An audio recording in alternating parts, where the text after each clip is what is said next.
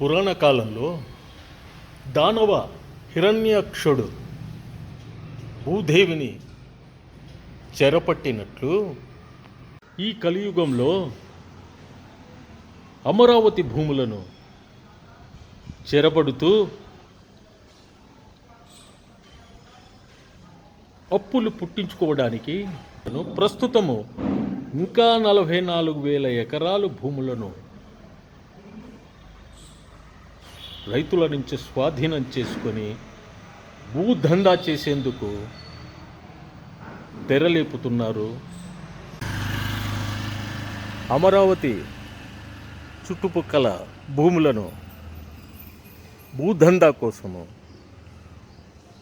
చెరపడుతున్నట్లుంది ఈ ఉదంతం చూస్తుంటే. హిరణ్యాక్షుణ్ణి అంటే శ్రీ మహావిష్ణువు అడ్డుకున్నారు. మరి ఈ భూదందాను ఎలా అడ్డుకోవాలనో ఎవరికీ అర్థం కావడం లేదు. 6 గాలాలు శ్రమించి 3 పంటలు పండించే రైతన్న తన భూమిని కోల్పోవడానికి ఇచ్చగిస్తాడా? ఏ రైతు ఇచ్చగించడు. గతంలో ఏవో ఆశలు ప్రలోభాలు చూపించి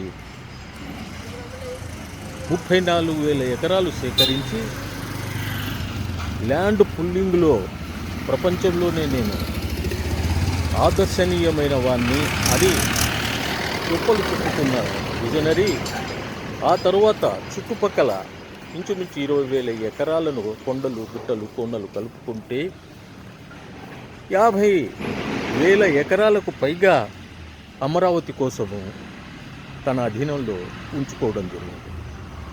అది చాలదన్నట్టు ఇప్పుడు 44,000 ఎకరాలను తిరిగి రైతులే స్వచ్ఛందంగా ఇస్తామని పరిగెత్తుకుంటూ వస్తున్నారని చెప్పడం అనేది సిఆర్డిఏ చైర్మన్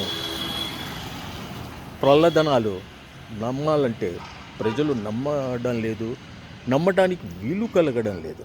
కేవలం భూదందా కోసమే ఈ సేకరణ.